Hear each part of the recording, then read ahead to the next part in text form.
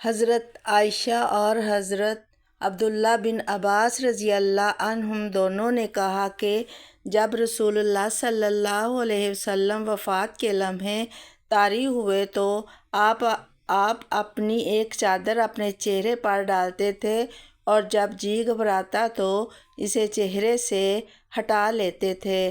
آپ اسی حالت میں تھے کہ آپ نے فرمایا، یہود اور نصارہ پر اللہ کی لعنت ہو، انہوں نے اپنے انبیاء کی قبروں کو مساجد بنا لیا۔ آپ ان جیسا عمل کرنے سے ڈرا رہے تھے۔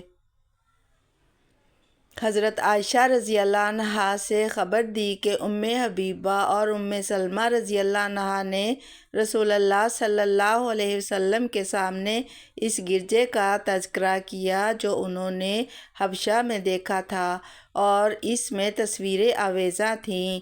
کہا، بلا شبہ وہ لوگ قدیم سے ایسے ہی تھے کہ جب ان میں سے کوئی نیک آدمی فوت ہو جاتا وہ اس پر مسجد بنا دیتے اور اس میں یہ تصویریں بنا دیتے۔